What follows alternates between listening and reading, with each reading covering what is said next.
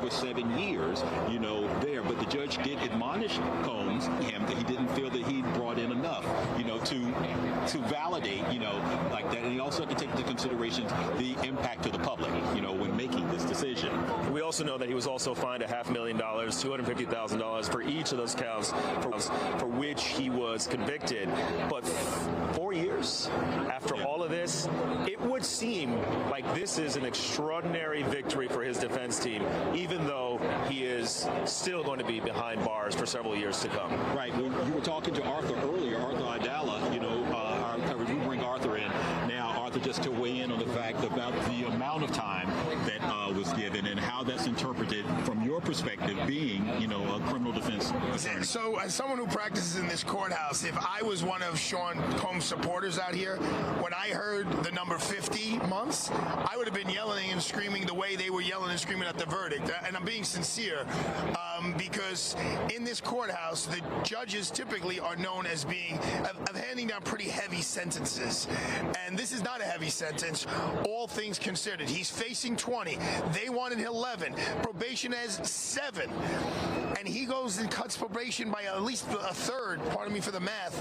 And he's already got 14 months out of the 50 in, which probably counts as like 16, almost 17 months.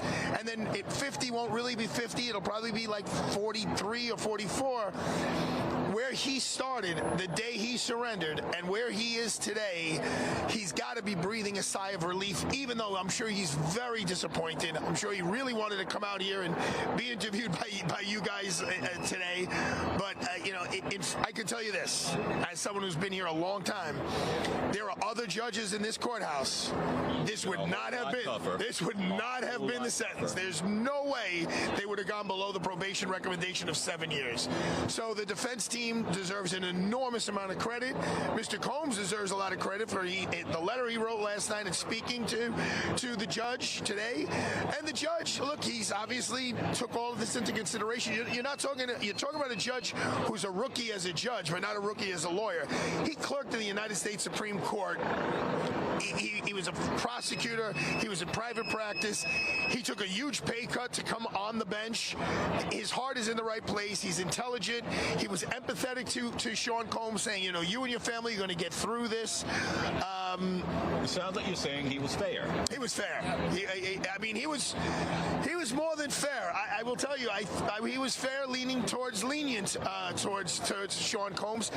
One of the factors that any judge in federal court sentencing by law has to take into consideration is deterrence, general deterrence. Besides specific deterrence, saying, Mr. Combs, I need to punish you so that you don't do this again. I also need to punish you so that the whole world knows, because the whole world is watching, if you do these acts, there's going to be severe consequences.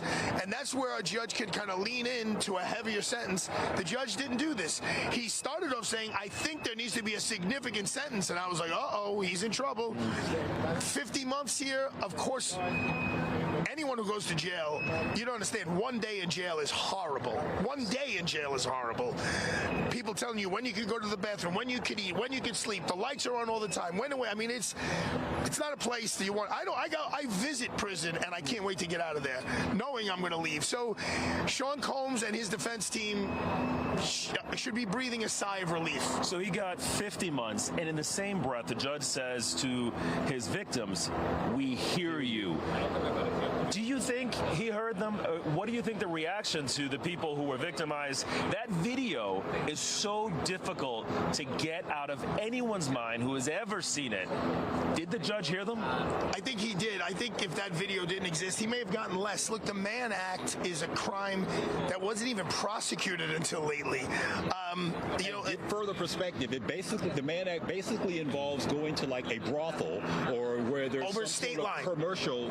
But it's got to be over state lines. Over state lines. Right. It usually involves some sort of commercial aspect, meaning like paying for a service or something like that. Correct? Yeah, So they talked about doing it with our governor, Elliot Spitzer. They talked about doing it with my former client and now very good friend Lawrence Taylor, the New York Giant player. But when they called me about Lawrence Taylor, I said, "You're going to bring a Mann Act charge because he went to New Jersey and got a prostitute?" I go, "You guys haven't done it in 100 years." But lately, that was 15 years ago. Lately, they have been looking at the Mann Act and bringing some case. And there was one case where someone did get significantly sentenced, and that's what the prosecutor leaned on today. That we do, Judge, we could show you there is a precedent to sending someone to jail for 20 years. But they were exigent circumstances here. The judge did not fall for that. If the video didn't exist, I don't even know. Sean may have even gotten a lighter sentence. So speaking about that video and a lot of the evidence, we know that he was acquitted of some of these charges, and yet that evidence was still taken into consideration when the judge came up with his sentencing. Talk about that. The judge didn't do anything wrong. That is the law. I don't agree with it.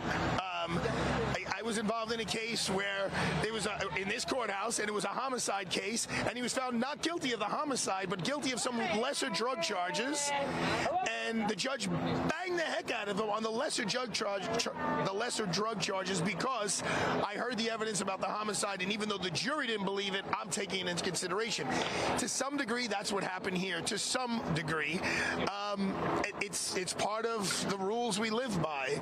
The judge is allowed to take your whole life into consideration, everything about you.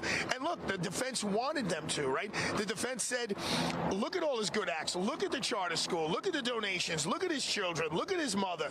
So the judge said, I can't just look at all the good stuff and not look at all the bad stuff. And he said that. The judge said, I have to take both sides into consideration.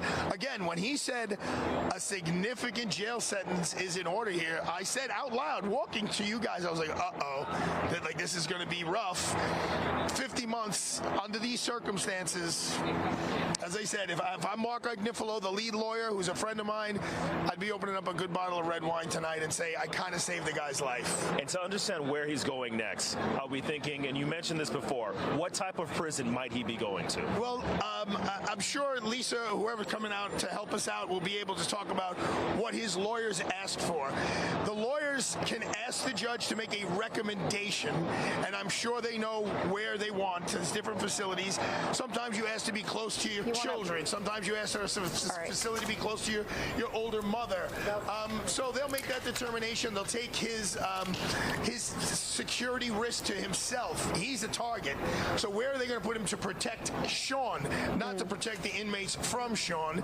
And then ultimately the Bureau of Prisons will make that decision, and he'll have a much better life than he's had the last year at the MDC. Thank you so much. Want to toss it back to the studio for some more information? Thanks, guys. Yeah, we just want to interject here because we've got Lisa Evers, who's on the phone right now. She spent the entire day inside the courtroom and can really paint a picture of what Diddy did the moment that he found out his fate. Natasha, I'm just about at our camera over here. He was completely motionless when the judge read that sentence, that it would be 50 months. That's 4 years and 2 months, and that also 5 years supervised release after that. I just got over to the camera right here, so I'm going to walk over to where everybody is. But what an emotional day! Diddy breaking down, making a statement to the court, and then breaking down as he turned to his mother to apologize to his mother. And are we good here? I think I'm going to go on the camera. Do you guys have me on the camera? Yeah, we can hear you. And Lisa, we're seeing the images of him just with his hands in his face. Just what was that moment? Just kind of witnessing all of that. The whole day was so emotional. Let me switch over to the microphone here and get rid of my phone. We see you on camera now. So the whole day, Natasha, was really emotional because right before the lunch break early afternoon, we had we heard from the kids. Each one of his 6 children got up and spoke to the court, and Diddy got very emotional. The kids got very emotional, and then just a short time ago, within the last hour, as everything was wrapping up here, he was allowed at the very end of it all to address. Diddy was allowed to address the court. So he got up, he stood up, and he waited a couple of minutes before he gathered his thoughts and everything, and he started apologizing to everybody. He said, I apologize to the judge, I apologize to Miss Ventura, I apologize to Jane, I apologize, and he goes, I knew better, and he admitted that. He goes, I knew better, and then he turned around to his mother. His mother was like 2 or 3 rows back, and he goes, and my mother raised me better than that. And then he kind of broke down, and then he turned around, and the kids were just all, like they were just motionless at that point. They're back in the rows and sitting there. And then he was, he did these apologies. He said that I would like another chance. I want a chance to be a father. The kids, they're very, very powerful presence. I mean, to see these 6 beautiful young people, that are all there in support of him. His mother there being very strong. They showed a video right before the lunch break also that showed him when his mother had brain surgery. He was by her side, sleeping in the hospital by her bed, feeding his mother, and it was just that part was very, very moving. But the judge, and he gave an How long did he speak for, the judge, before he actually said 50 months? He spoke for quite a bit, because the judge first, and also too, there were other people that were there at the sentencing this afternoon. They had, the defense team spoke, all of those lawyers. They also brought in a reverend community activist from Miami. I think they were really hoping he'd walk out of there today and get, be in Miami this weekend, and that, at his mansion, his mother lives in Miami, and they had the reverend spoke about, redemption, and spoke about how he was really working with people that had been formerly incarcerated. Then they had somebody, the judge allowed, this is now we're looking at 4 o'clock here on the clock. The judge allowed them to bring in a re-entry expert, a formerly incarcerated individual, Giovanni Saris from Miami, from this first step program that he runs. And he said that, yes, Mr. Combs would be a big asset to us to, talk to people that are going through this whole, going through imprisonment. Because also what came out, I mean, there were so many things that came out today. The number one, they were doing that because they said at MDC, which we all know how terrible the conditions are there, at MDC. Yes, they said that he had stopped the gang violence, because there'd been a tremendous amount of gang violence, as you all know, at MDC between the different factions, because that's, the different gangs and the different sets run certain sections of the jail, of the detention center. So Diddy had started a 6-week business course to try, and said, listen, okay, the only rule is no fighting, no stabbing. This was after. But that goes a long way in a judge's calculation of somebody. Well, this is all sort of critical. I want to get back to this, but let's toss it back to the studio for a moment. And let me dial in. Yeah, let me get connected in so I can hear. Toss it back over to you guys. We have so Lisa, much more. Arthur Duarte, we appreciate it, and we will check back in with you shortly. Thanks so much for your perspective on this big announcement today. Of course, Diddy being sentenced to 50 months behind bars. And stay with Fox 5 for continuing coverage of Diddy's sentencing. We're also going to be posting updates on our free Fox local app. We'll have more of the 5 o'clock news after this break. Boxes can't help you choose a chair. I mean, Coco, just a remarkable day when you think about it. Diddy being sentenced to 50 months here in prison. Yeah, and a lot of people have a lot of opinions on this. Some thinking way less, way, more. Just with everything that came out, things he wasn't accused of, but we all got a chance to see. It's just crazy. He has been a long journey to get to this point, but as of right now, he's got some time to serve in prison. But we're going to take a quick commercial break and come right back with more Texas Live and Local for you.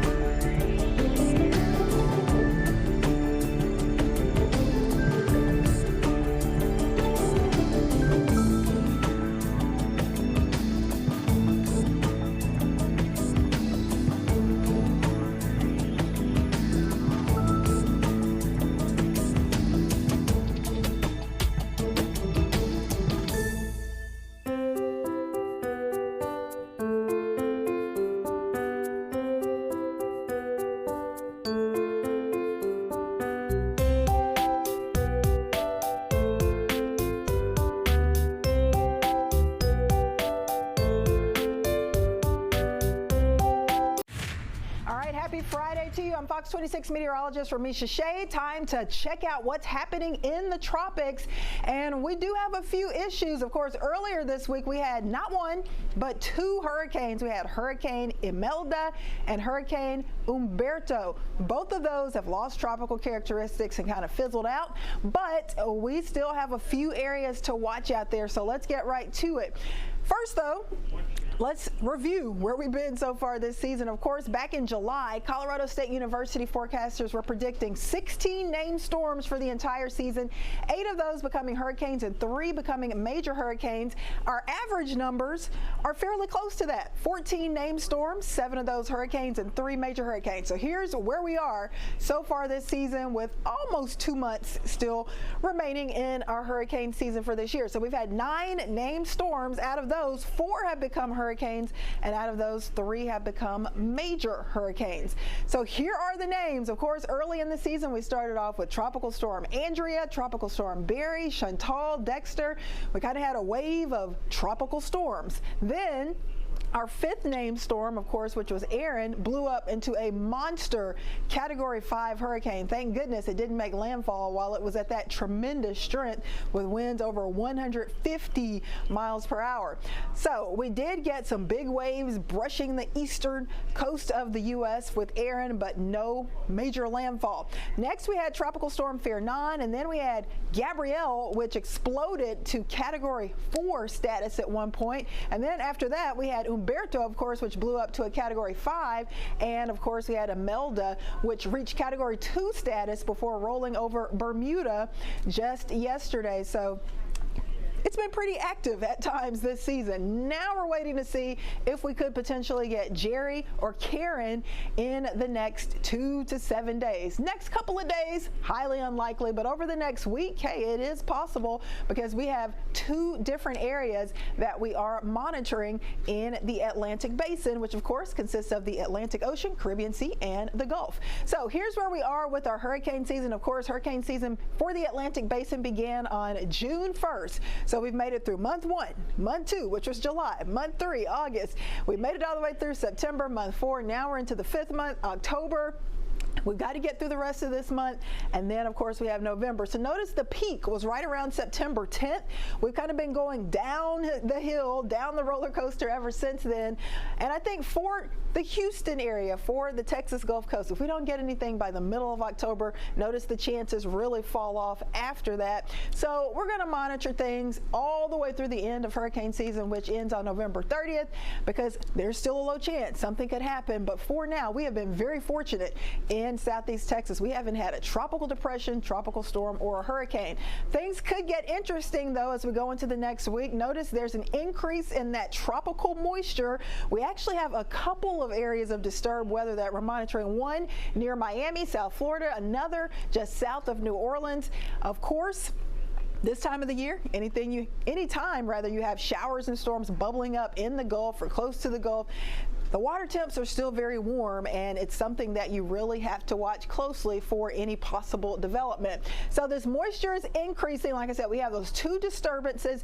I think the greatest shot for heavy rainfall from the disturbances that we have, that tropical moisture, will be the Florida Peninsula through the weekend, that area in red. So really the east coast of Florida. Of course, we had impacts here from those tropical systems kind of brushing by, waves of heavy rain, and now we've got another possible system developing in between the northwest Bahamas and southern Florida. So if you are traveling from Jacksonville to West Palm Beach all the way down to Miami, there's going to be more of the rounds and bursts of heavy rain. So our forecast rain through Tuesday showing a lot of rain, the potential for 3, 4, 5 inches of rain for parts of the Florida Peninsula. But notice the secondary area of heavy rainfall in the forecast. This is going to be the north central Gulf. So this is that other disturbance that we could have as we go into next week. So tropical moisture definitely increasing across the Gulf. Now you may be wondering, will any of that come towards the Texas Gulf Coast? I think a little bit of it will, but the majority of it should stay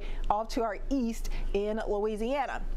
Satellite radar will show the heavy rain that is brewing just to the south and southeast of New Orleans. Some of those showers are trying to get close, but most of that should hang out off to the east of Houston. So I want to put this into motion because our Fox Weather tropical model does show a little disturbance going here. This is going to be through the weekend, Saturday, Sunday, even into Monday, never organizing into anything too impressive. Probably won't even become a tropical depression, but it is going to quickly roll over land, likely Monday, and that will eventually spread a little bit more rain our way. So we've had some lower dew point and humidity levels, but we do continue to have a better shot for rain early next week. So there is that low shot for rain, and there's a low chance for development with that tropical system down in the southern Florida area. So that is your tropical update. We've got some breaking news, so we're going to take it back over to the anchors. All right, Ramisha, thank you so much for that tropical update. Yeah, we'll go back out now to New York, where the Diddy coverage continues. He was sentenced to 50 years. We're listening now to Gloria Allred. I don't think that the defense has a good argument on appeal. So he could have gotten 20 years, 10 years consecutively for each count, but now he has 148 months for a sentence. Many of my clients were very concerned that he might walk free by the end of this year, time served, and then a couple more months. And they were very much afraid that he would retaliate against them. And so I think that they will be happy that he will be at least in prison for a number of years. I think they'll feel comforted on that. So thank you. Okay, all right.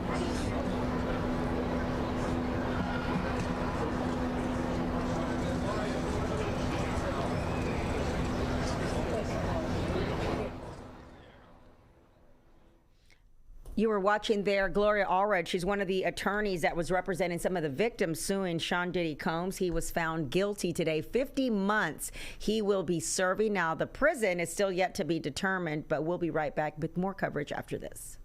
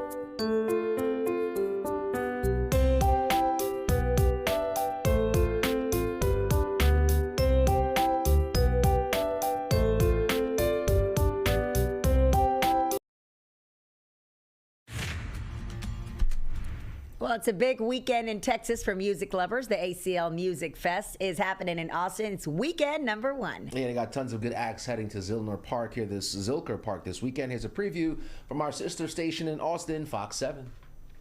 The Austin City Limits Music Festival is this weekend with so many great artists performing. It can be hard to figure out what you're going to do once you get on property, but we've got some help for you. Austin Monthly Executive Editor Brian C. Parker here with some insight on the whole festival. Always just such a fun time of year for this town. Brian, good to see you. Definitely. Thanks for having me, Dave. Yeah, so much to get to, so we'll get right in. First off, fans of indie rock have kind of won the lottery this year's festival when you look at the lineup. Yeah, I feel like in years past, indie rock in general, kind of got phased out. A lot of EDM, a lot of hip hop, a lot of country. Yeah. And that's still there, but this year indie rock is huge. Headliners like The Strokes and The Killers, obviously. But even throughout the bill, Modest Mouse, Empire of the Sun, and the act I'm probably most looking forward to this week, Rilo Kiley. They haven't played in about 15 years. So I mean, they've been on tour this year, but they just reunited, and they were just huge at this formative place for me, sort of like the early aughts, and I'm extremely excited about that. That's very cool. So if you are in a position like you're in, like so many of these bands in a genre, you have to go in maybe at some level knowing you're going to not see everybody because there's so much out there. Yeah, absolutely. I mean, that's what I love about festivals, though, is exploring. So there are so many acts to see, and I like to just go with the flow. Now, I'm going to be watching every second of Rilo Kiley's set, but otherwise I like to move around, and the whole point is exploring something new and finding an artist that you didn't know before, so I love that. Yeah, that's cool. And then, like you said, if there's someone who's so high on your list, then you don't worry about what else is going on because you're there to see that part. This is something, many things these days make me feel a little older, but the rise of social media stars who become just mega stars without that traditional maybe obviously album label model. Totally. They don't need it, and we're seeing some of that here this week. Yeah, absolutely. I mean, the big one is role model, and it wasn't all TikTok, but TikTok was a huge part of it, and this is somebody who's, it feels to me like came out of nowhere a little bit, and just a week ago was announced as an SNL musical guest for. All right, we got to step aside from that because when we want to bring you the very latest in this Diddy sentencing, 50 months in prison. Now let's send it back to our sister station in New York, Fox 5. Except the bravery of these victims, particularly Jane and Cassie Ventura, for speaking up and proving to the world that what goes on behind closed doors that is wrong will see the day of light and that it will become known. And he cited their bravery multiple times, but that referring to the victims, and he said he brought them in at several different points during the rather lengthy explanation he gave at the end of the sentencing. But the courtroom was packed. It was very, very emotional, and at times Combs was just completely transfixed and going like this, and you know, the judge going out of his way to acknowledge all of the arguments made by the defense, but really taking his hat off, so to speak, to the victims and their bravery and saying no matter what you're saying, yes, he's obviously a family man, he's obviously been a trailblazer, especially for young black men and boys, but that is not going to take away this voluminous testimony. He said massive amount of evidence of his abuse against women. You were in that courtroom for months, and you've been up since 4 in the morning today. What was it like inside that courtroom? Did you see a transformation? Yeah, we totally saw a transformation because for one thing, you guys know that the security is very, very tight. This was on an extra high level of security today because they just knew there were going to be huge crowds. There was an extra row for his family and friends. He had 4 rows on his side of the courtroom that were all there. And when he came in, he had his hands folded and turned to his family and just went kind of like this, and then sat down. He broke down when his kids were speaking right before the lunch break. This was just before 1 o'clock this afternoon. He broke down when he saw the kids, and you see the girls, and they're saying, "We lost our mother, now we lost our father," and it's like, Let me tell you this, Lisa. The judge could not have been more accommodating. I practice in this courthouse all the time. I know almost all of the judges. Just so you understand, what you saw today does not always happen, where they're allowing reverends to speak and re-entry people to speak. Right. And I mean, how many people spoke today? 5 lawyers? A lot of spoke. They had the lawyers. I have it on my other notes, but there were like 4 or 5 of the lawyers spoke. This is after the lunch break, and we're going like, one of the court court officers said to me on the side, he goes, well, just so you know, we're prepared for another day of this on Monday. I'm like going, oh my gosh. And I thought they were just to give you an example, when we did the sentencing on Harvey Weinstein five years ago, the judge only allowed one lawyer to speak. No, they had all He would only allow one lawyer to speak. His legal team is 7 or 8 people. I know. Nicole Westmoreland spoke. Xavier Donaldson spoke about Miami. Agnifilo spoke.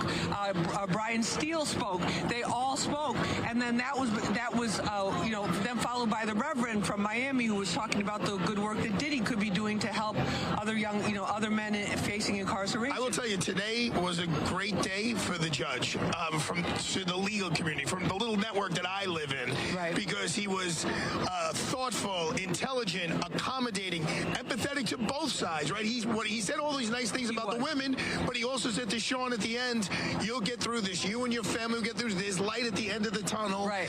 And he clearly weighed both sides, the good things you did and the bad things you did. I'm not giving you asking for probation or 14 months is what the defense. He said that was ridiculous. Right. Asking for 11 years, that was ridiculous. He said, neither side got what the defense asked for. Basically time served. So people in his camp were telling me, "Oh, Lisa, there's going to be a dinner tonight celebrating Diddy walking out of court," and I didn't think that was going to happen. And then the prosecution wanted 11 years and 3 months. And I knew that wasn't going to happen. And we knew that wasn't going to happen because the sentencing requirement was like 60 to 84 months. Well, that's so it was what a little the bit less. Probation said. In the TSR, the sentencing report. The PSR, yes, the pre-sentencing report, the PSR. The PSR, the pre-sentencing report. But I think the thing that was amazing with the way the judge handled it too was he was like, "Listen, I acknowledge you have a lot of love from your family. I acknowledge that you're trying to rehabilitate, keep yourself busy, other inmates, and help them.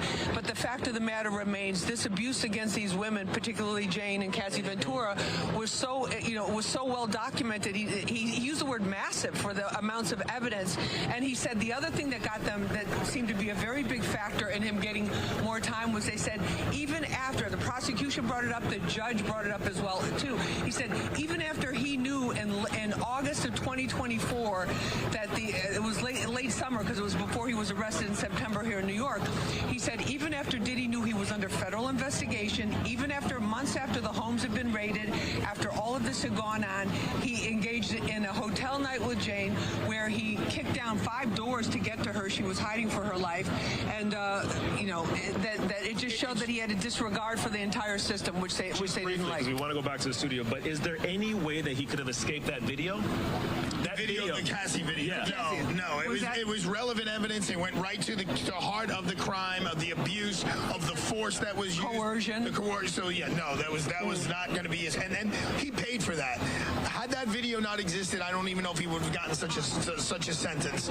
But I will tell you, no matter what these defense attorneys come out and say, and I know they were planning on having a celebratory dinner, they did an unbelievable job from where they were 14 months ago to where they are today. Compared to where they are today. On that note, Thank you so much. We'll toss it back to the studio. I just want to interject really quickly a question for Arthur Aidala there. Maybe walk us through the sentencing for our viewers. How much of that time is actually going to be served by Diddy? And then also, can Diddy's legal team appeal the judge's decision to a higher court? Oh, you guys asking. Let me ask him those 2 questions because he doesn't have an IP. So first of all, how much of this 50 months did he actually end up serving? Because you guys have that math, special math you do with these things. Off the top of my head, let's say he's going to have to do 42-ish, but he's already done 14 of the 42-ish, so 42, 32.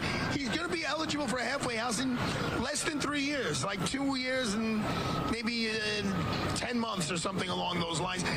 I anticipate him being a model prisoner, abiding by all the rules, taking advantage of every program. Look, he's a drug addict. He's admitted that. Right. He will take drug treatment programs in there. That will help him reduce some of his jail time. So, again, as I said a moment ago, his defense team, who was looking at a client who's facing life in prison, who's going to be out before he's my age, he'll be okay. But Arthur, what about in terms of appealing this sentence? Is that possible? Absolutely. I'm sure they'll appeal it. I wouldn't be surprised if they try to get to the White House and see if President Trump would consider commuting his sentence, lowering a little bit. But the sentence wasn't severe enough. I think he would have been in a better position to do that if the judge gave him 11 years or 12 years. But, you know, if you're saying he'll be out in 2.5 years, that is not an enormous amount of time, especially coming out of this courthouse where people go away. Two federal crimes. Much longer. So on that note, we want to toss it back to the studio so we can gather some more news. Thank you, guys. Yeah, very fascinating conversation. We'll have to leave it there. And of course, stay with us, though, Fox 5, for continuing coverage of Diddy's sentencing. We're going to be posting any updates on our free Fox local app. More V5 o'clock news is after this.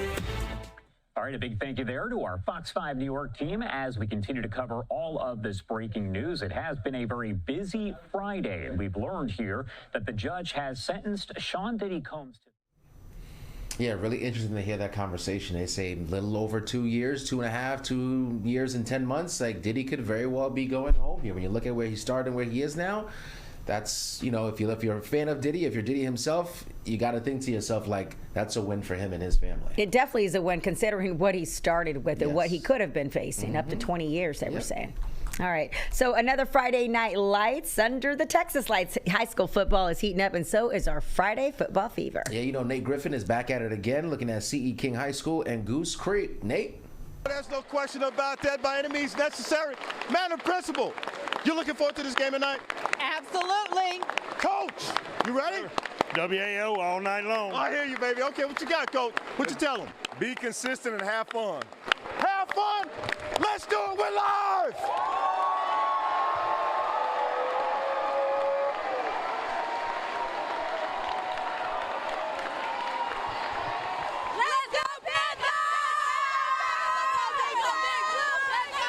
Cheer team, volleyball team. They're lit. Basketball, girls basketball. Stay ball, stay ball, stay ball.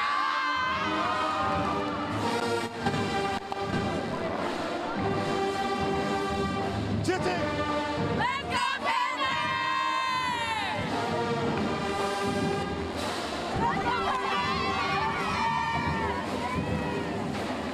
the Pantherettes.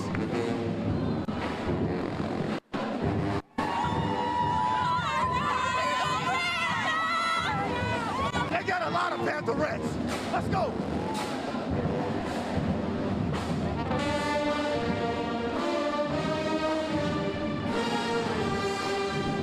Come on, team. Put on.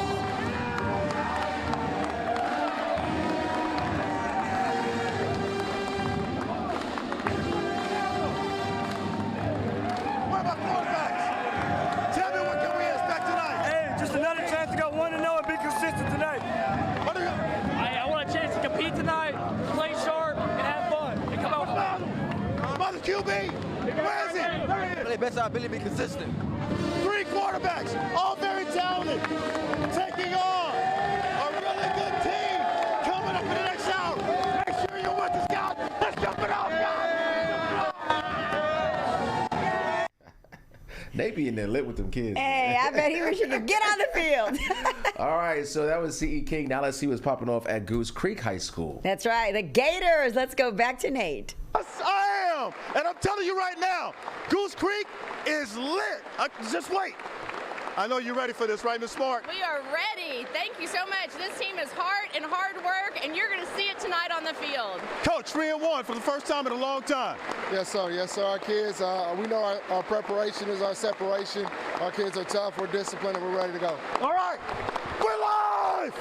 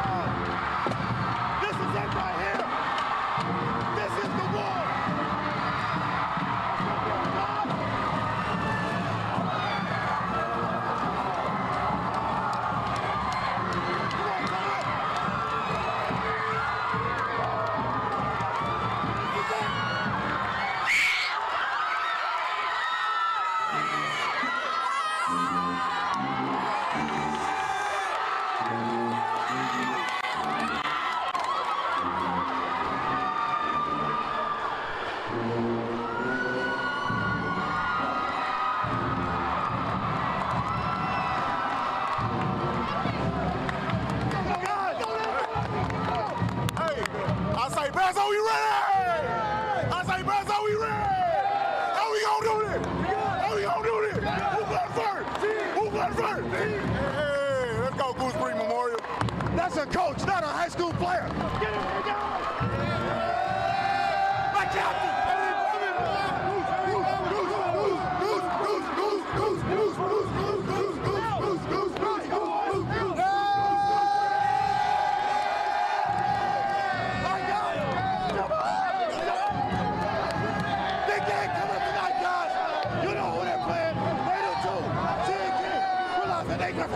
Fox 26 Motorsport. Man, I'm tired.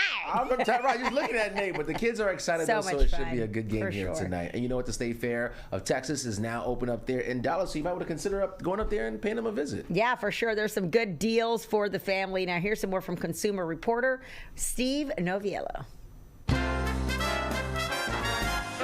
We've got the list, so get ready to save at the State Fair of Texas. This year, Tuesdays and Thursdays are Dr. Pepper Value Days. So get in for just $12 when you become a Big Tex Insider on the State Fair website. North Texas Food Bank's Feed the Need campaign is every Wednesday until 5 p.m. So bring 5 cans of food and get in for just $7. Every Thursday is Senior Day. Seniors 60 and older get in for just $7 when you buy your ticket at the gate. Want to pay kids' price? No matter what day of the week it is, just show up after 5 p.m. and your admission is the same price as admission for kids. In appreciation of our military and first responders, all active, retired, and veteran military and their spouses and families, plus all first responders and their spouses and families, will get $5 off with their valid ID any day of the week. Once you're through the gate, there are even more ways to save. Every Tuesday, enjoy $4 coupon Midway rides. Kids rides are just 3 coupons. Now, it does exclude certain things like the Thrillway and the Texas Star. And don't forget Thrifty Thursdays. That's the day when select food vendors offer signature menu items at a reduced price. I've got all the deals for you, plus that link to become a Big Tex Insider when you check out our station website or come see me online, facebook.com/SaveMeSteve. Always a good time heading up to the fair. Now I want to get back to New York. Again, Diddy sentenced to 50 months in prison here. Let's take another listen into what's taking place. Things that she was saying that he did to her. But I do think that this is a lot more jail time or prison time than the defense was expecting. They were pushing for 14 months, which would be essentially time served, and he would walk out of those doors and be home before Christmas. And so I do think that the judge did overcorrect and at least tell victims and tell people who thought that this case was an example of, you know, the Me Too movement falling short, that no, he is still going to be held accountable. And this is still a significant amount of jail time for someone who has never been held accountable. He has no record, and he has gotten away with this for over a decade. Yes, I mean, on that note, could you tell us what you think a little bit about what this means for Sean Combs' legacy as a cultural figure, as a music mogul? Is this sentence a short enough time that he could potentially come back and rebrand himself as someone who's been rehabilitated and sort of have a public life again? Or do you think that this might, you know, mark the end of his life as an important public figure for people? That's the question I get asked the most, because he was someone who is this larger-than-life figure that they describe in court. He came from humble beginnings and showed a lot of people of what you can do, not only in the music world and ascending there, but taking it from the studio to the boardroom and establishing himself as a mogul and reaching heights that we don't see many African Americans reach, and breaking barriers and showing other people that it's possible. And that's a legacy that the defense was harping on and reiterating today in court, saying that this is a man who, you know, showed his community what is possible, but also reached back and gave opportunities to people that don't get opportunities, particularly people of color. Now, what I think has forever changed that is the release of that hotel attack video where we witnessed with our own two eyes the brutality, how viciously he attacked Cassie after denying all of the allegations. And I think it's really hard to come back from that. But today in court, we saw a little bit about his strategy and how he may attempt to come back from that, which is to say, I'm a broken man. I went to prison and I had to face my demons. I was a drug addict, and now I'm going to start speaking and rebrand myself as this motivational figure of, you know, I had it all, I lost it, and now I'm coming to you humbly to teach other people to change their lives for the better and move away from things that are harming them. So I think we're going to see Diddy as rebranding as a motivational speaker. In fact, the government kind of exposed that he had a speaking engagement planned for Monday in case the judge did release him. Now, the defense said it was more of a teaching engagement, that he plans, you know, he implemented a program called Free Game with Diddy where he was teaching business skills and giving business advice to other inmates. And because of the impact of that program, he saw what he can do, and they were saying that Diddy is a connector. What he's really good at is inspiring others, uniting people, and so I think they're going to take that narrative and continue it going forward, and that may be a way he comes back. I will say one thing that I've realized throughout this whole trial is he is relentless. He never takes the back seat. He was very active in his own defense. He even told the judge, you know, the most frustrating part of this was being silent this whole time and not being able to speak up for myself. And so if anyone is going to attempt to come back from this, we know it is him. He is just a relentless businessman. Yeah, and so it's, you know, he still faces dozens of civil lawsuits, right? And so my guess is that, you know, the headlines that we're going to see about Diddy are going to involve those civil lawsuits. Do you think that this sentencing has any bearing on how those will be decided and how those will play out? It's hard to tell. I will say that already we're seeing that some are being dismissed, and his legal team is going after the civil cases just as intensely as they went after this criminal case. Now, I will say that in court, his defense attorneys were saying that he doesn't have money anymore. He's not a wealthy man anymore because he has hundreds of civil cases that he is going after and paying legal teams. And so I don't know if it will have a direct impact on the civil cases, but I will say that that is what his reality is now, that he is going to see the inside of a courtroom for a very long time. Thanks very much. We were just joined by Mona Kosar Abdi. She's a senior correspondent for Extra TV. Thanks for sharing your insights and sort of your experiences from inside the courtroom. Thank you. I appreciate you having me.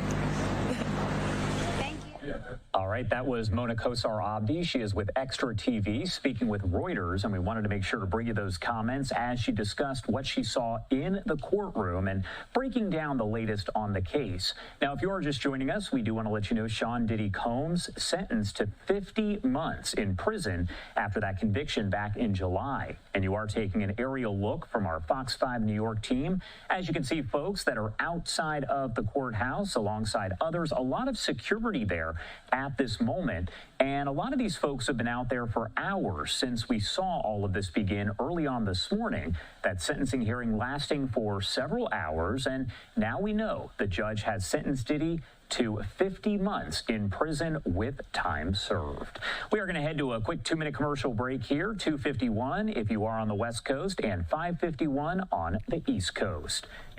All right, you've been watching their coverage, Fox 5 in New York. Diddy sentenced to 50 months. Now, that's going to be the big talker well into the weekend as we still need to find out what prison he's even going to be going to. But we'll be right back after this.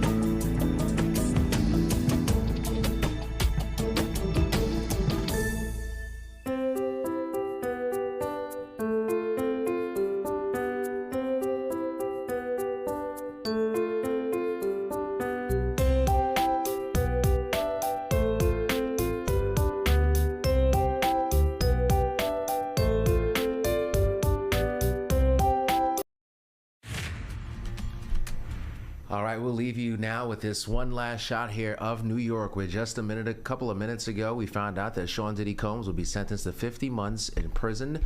He was found guilty on 2 counts of transportation for prostitution. They were the lesser charges of the 4 charges he was facing at the beginning of this entire trial. The heaviest one, or the strongest one, the most serious case was racketeering. He was found not guilty on that. Yeah, and to think that this began November 2023, we're nearing on 2 years. Maybe it's gone by a little slower for him, but it seems like things have gone by pretty quickly. And it's not going to be the end completely. Even though he was sentenced here today, there is an opportunity for him to appeal, so that's possible. Not to mention his legal team might also be gearing up for some civil lawsuits as well. So there's a lot more still at play here. But again, the headline, 50 months here, sentenced to Sean Diddy Combs. He will get credit for time served. But that's going to do it for us here on Texas Live and Local. Thank you so much for watching. Stay tuned. Your Fox 26 News at 5 is up next.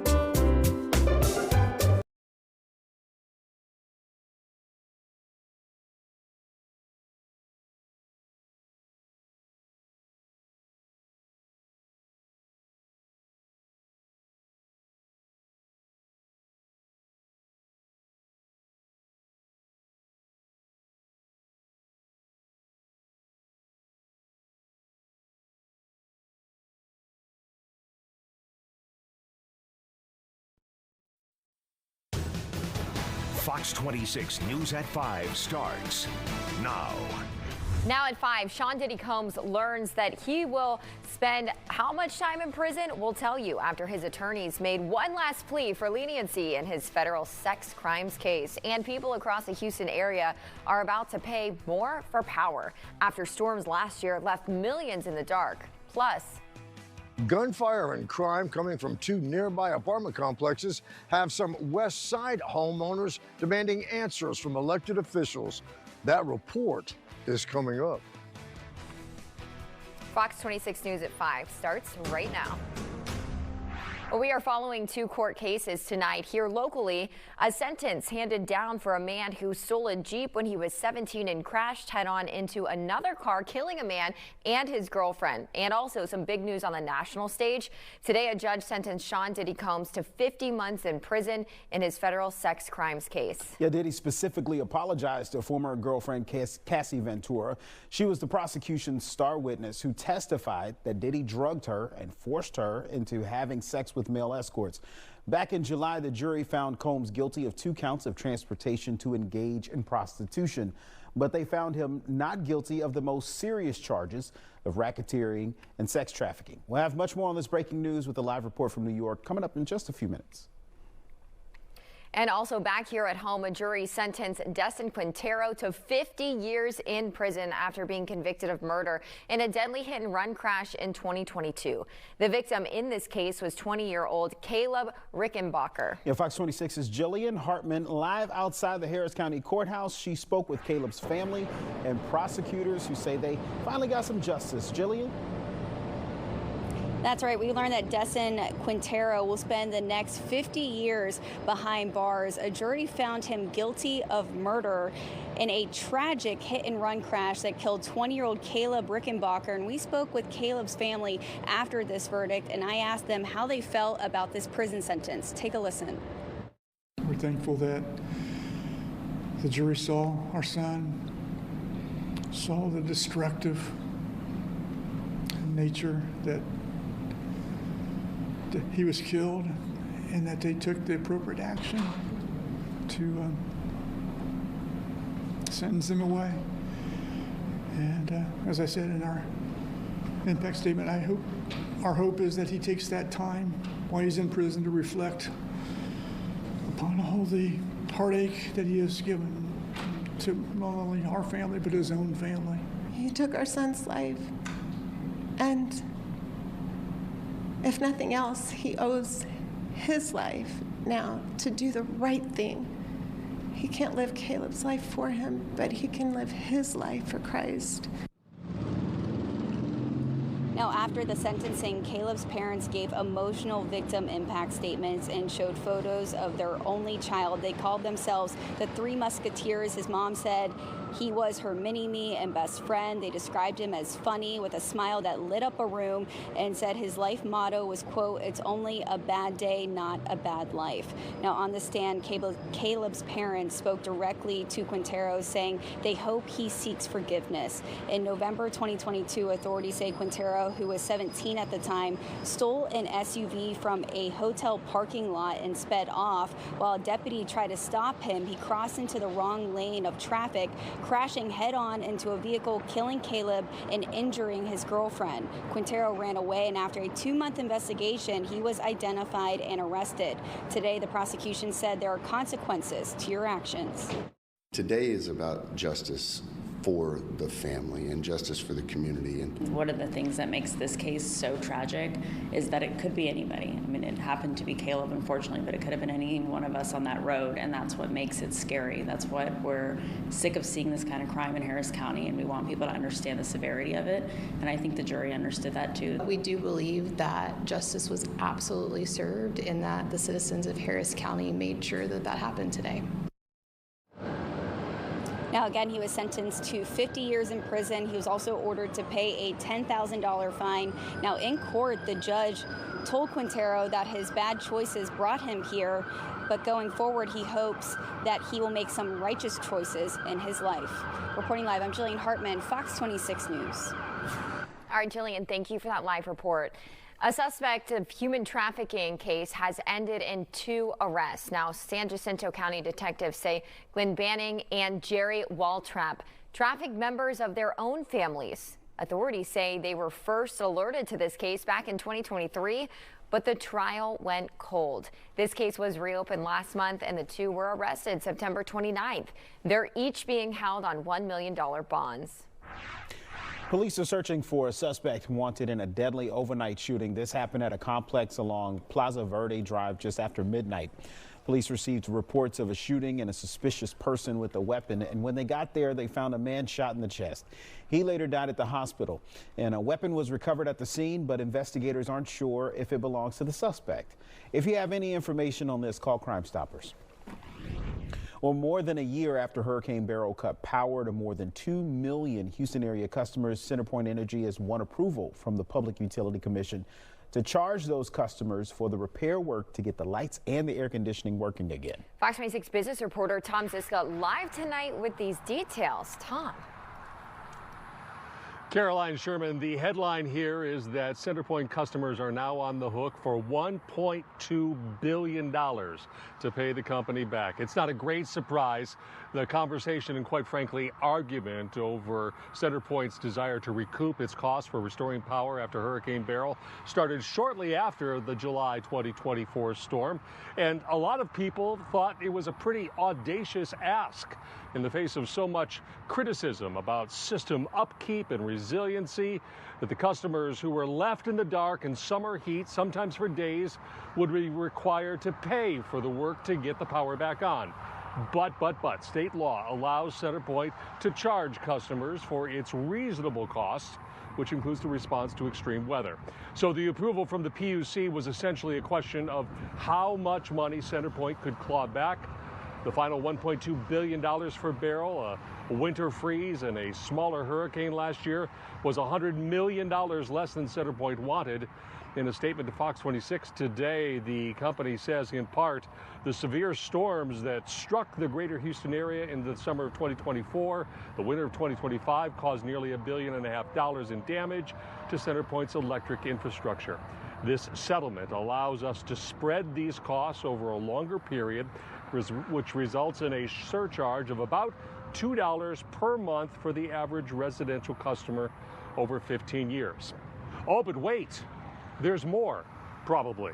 Ahead of this year's hurricane season, CenterPoint pointed to a bunch of resiliency work it did, burying hundreds of miles of lines, trimming thousands of miles of vegetation that was overgrown, and adding about 26,000 new, stronger power poles. For that, CenterPoint says it expects, the Houston Chronicle notes, to ask for another rate hike. And they expect to spend another $3 billion in the coming years to improve the grid. They'll want to get paid back for that. Watch your bills. Watching your money. I'm Tom Ziska, Fox 26 News. All right, good info there, Tom. Well, it is fall, but it's still feeling like summer out there. Yeah, I mean, you know, it's Texas, right? Yeah, it's Houston. What do you expect? Yeah. Will we get any relief this weekend, though? Meteorologist Remisha Shade joins us from the Weather Center with that answer.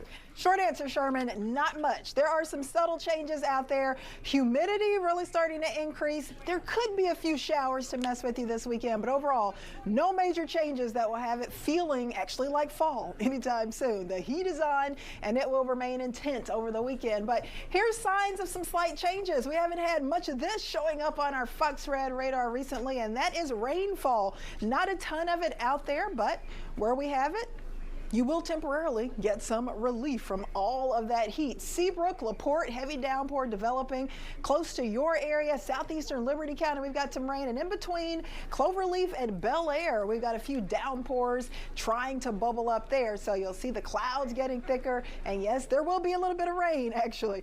Between New Waverly and Shepherd and Cleveland, a few showers there and a downpour developing southwest of Hallettsville. So yes, rain on the radar, but outside of that rain, plenty of heat. Typically this time of the year, our average high right around 86, 87 degrees. That's where we are now, but many of you have been in the 90s today. So we've got the feels like temp still in the 90s, and we've got many spots still well above the norm. So definitely be careful in the heat. That above normal temp will stick around likely through the weekend into early next week, but we do have the potential for a few changes. In fact, tropical moisture increasing in the Gulf. Could we have a tropical system developing in the Gulf next week? I'll try to answer that for you later in the show. All right, Remisha, thank you. Well, it is day 5 of the murder trial of Sarah Hartsfield in Chambers County. Now, Sarah Hartsfield is accused of killing her 5th husband in 2023 with insulin. Now, today, jurors heard some shocking testimony from the mother of her ex-partner, who she killed in self-defense. Hartsfield's former friend and co-worker Hannah Williamson also testifying. Now, she said that Sarah's mentality actually changed over their 20-year friendship, adding she was concerned about Sarah's well-being.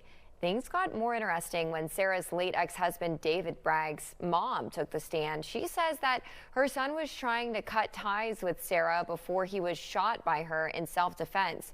She also testifies that at her son's funeral, Sarah put her hand on David's body, asking why he made her do that to him. Sarah also told her that she burned her grandmother's house down so that her brother wouldn't get it.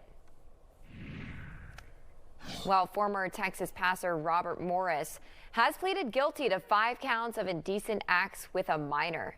Morris founded the Gateway megachurch in Dallas. His victim says the abuse all started back in the 80s when she was 12 years old and continued for years. Morris resigned from the church last June after the allegations were made public.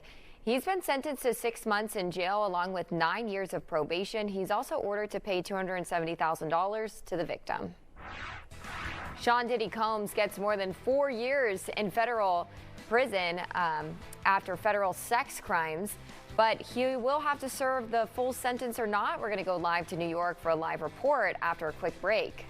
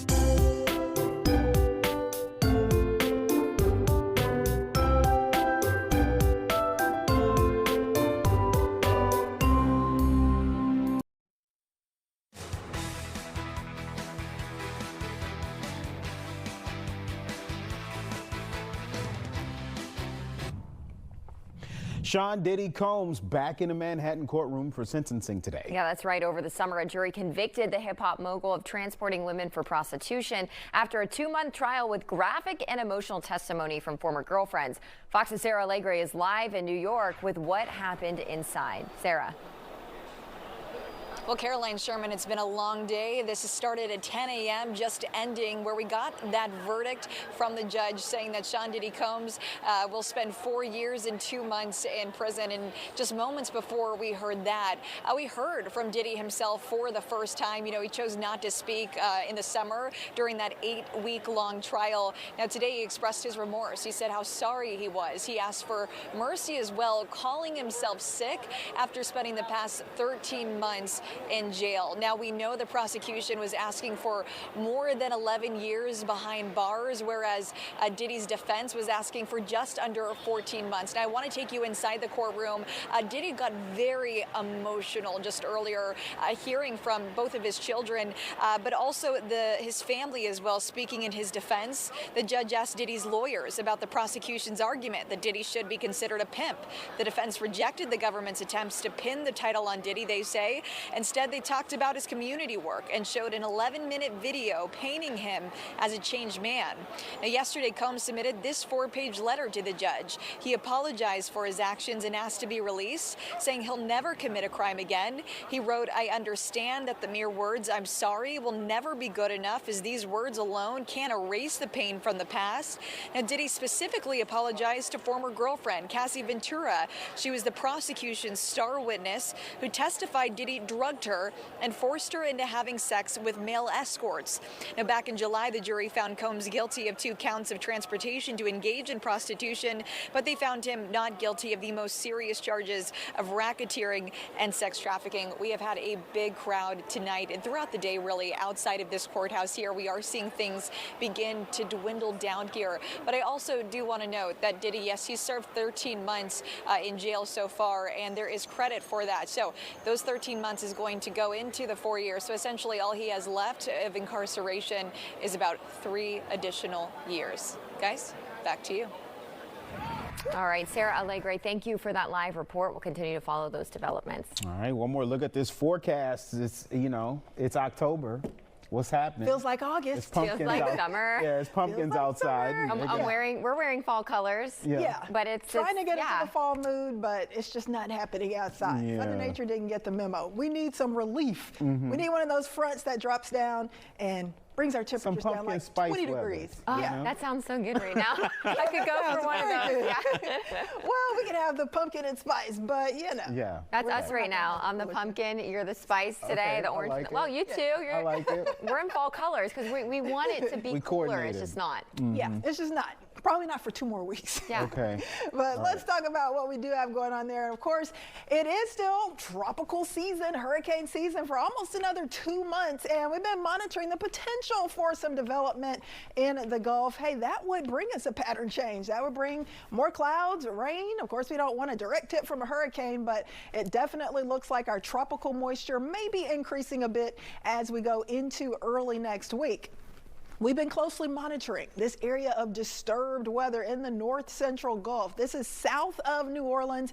National Hurricane Center not really saying anything about this developing into a tropical system, but bottom line, it is going to be an area of disturbed weather that brings a lot of heavy rain to Louisiana, and some of that will likely get shoved in our direction, especially late Sunday and Monday. So our Fox weather model showing those bursts of heavy rain approaching New Orleans Saturday and Sunday, and that swirl of rain will get a little closer to us on Monday. We're still going to be on the fringes, the outer edges, but I do think we will have a better shot for a few more downpours for your Monday afternoon.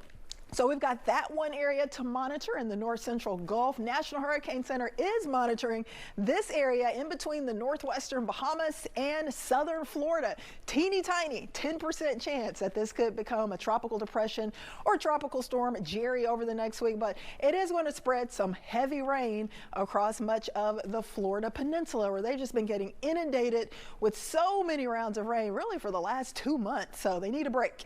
We do have a much better chance for maybe a tropical storm or hurricane, and Jerry, with this system in the eastern Atlantic, it is going to move into the central Atlantic and the Lesser Antilles likely by the end of next week. 50% chance for development with this one. So you can see it kind of getting more organized here early next week. Central Atlantic approaching the Lesser Antilles, the northeastern Caribbean islands by late next week on Thursday, and it is looking a little bit better. So we'll have to keep our eye on that to see if it would make it into the Caribbean and maybe into the Gulf.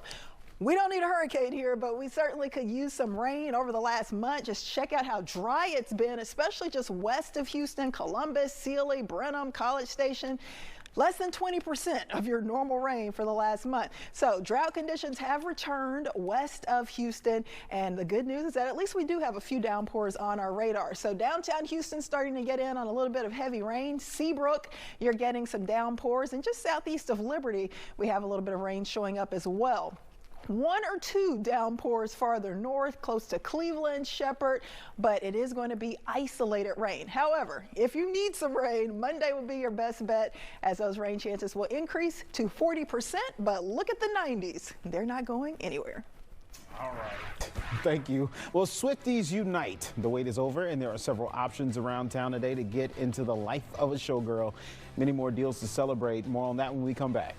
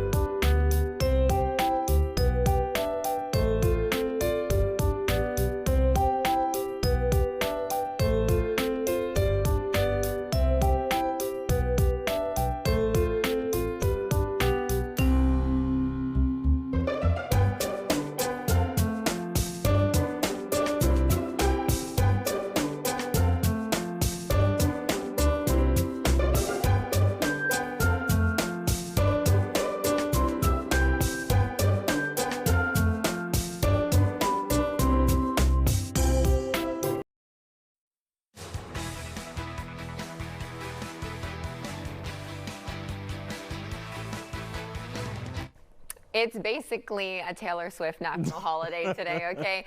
Taylor Swift fans lined up overnight to get their hands on the pop star's new album, The Life of a Showgirl. This is a crowd at Target here in the Houston area near the Heights. Swift's 12th studio album released at midnight Eastern Standard Time, so 11 p.m. our time. The album had more than 5 million pre-saves on Spotify. That broke her own 2024 record as the most pre-saved album in history. She breaks her own records. Wow. Fans of all ages packed into Target stores across the country to get their hands on the vinyls and the CDs. I'm just really excited for this new era. It seems like this era is going to be like fun and glittery and just like a lot of what I think my generation was first attracted to when it came to Taylor Swift. See, I knew her as a country star. I grew up with her since day one. So Sugarland Town Square is the place to be tonight for Swifties. From 6 to 9, the new Life of a Showgirl album gets a full-on celebration with merch, t-shirts, and t-shirt pressings and some friendship bracelets. You can sip on mocktails, grab some pizza, and get your hair glittery with the tinsel styling that's really big with the younger crowd. It is family friendly and it is free. Wow. And for those inside the Loop Rooftop Cinema Club Uptown, they're hosting a late night listening party for Taylor Swift's The Life of a Showgirl from 11 p.m. until late. Caroline, you gonna go? That would, honestly, I'm kind of thinking about it now. Fans can glitter up for trivia, friendship bracelets, cocktails, and a Showgirl costume contest. The event's 18 plus.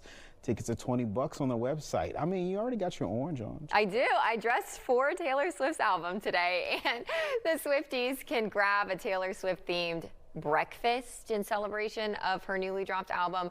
Krispy Kreme has taken its original glazed donut and turned them into shining orange donuts. Fans can snag them today only, so you better go if you want one. Wendy's is also offering free fries for Swifties who make a purchase of $5 through the app or the website. Well, still to come on the news at 5, Senate lawmakers walked into the chamber with solutions but came out with nothing. The latest on the federal shutdown.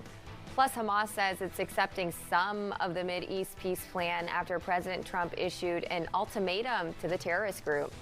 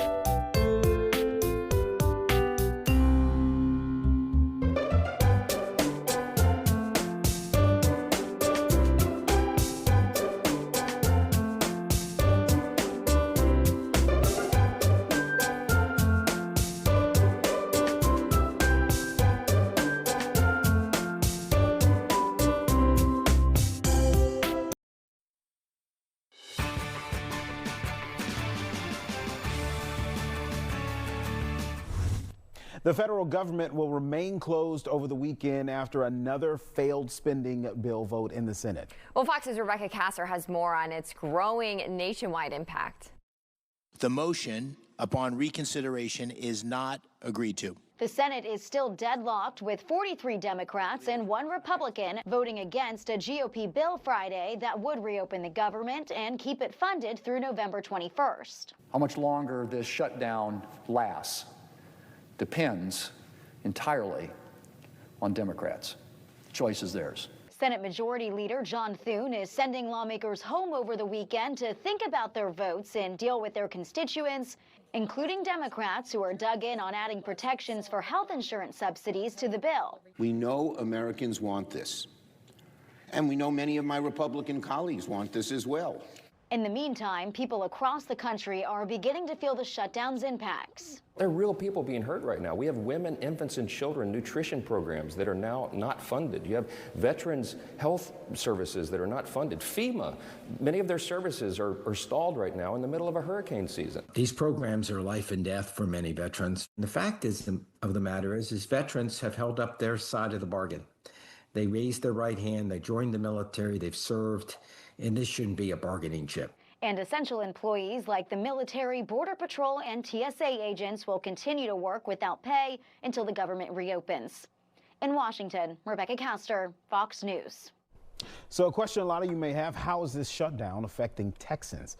Anthony Antoine in the newsroom to break this all down. Anthony? Hey, what's up, Sherm? So as you know, Democrats are insisting that any deal that's going to move forward, it's got to include the extension of the tax credits in terms of health care. And that's because they say it expires here on January 1st. And when you look at it, Texas is actually one of the fastest growing states in terms of enrollment, so much so that 4 million Texans depend on the ACA tax credits. And without those enhanced tax credits, Affordable Care Act enrollees can expect to pay an additional $700.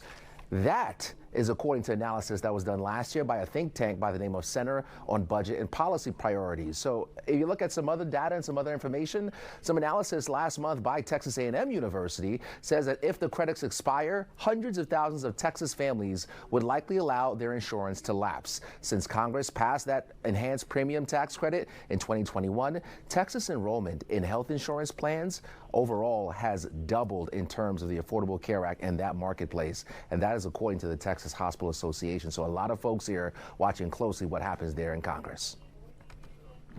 All right, Anthony, thank you. Well, some major breaking news out of the Middle East. Hamas now saying it has accepted some elements of President Trump's peace plan. That includes the release of all remaining hostages and giving up power in Gaza. This comes just hours after President Trump said Hamas must agree to a deal by Sunday evening or risk the possibility of military onslaught. Hamas says other parts of the deal are still requires some consultation with the Palestinians.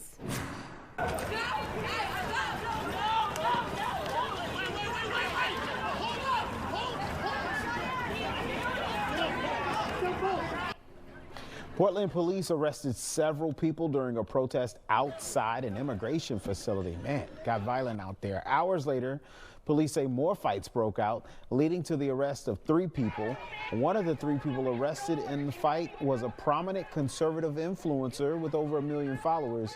Federal agents used non-lethal pepper spray on protesters to break up the fight.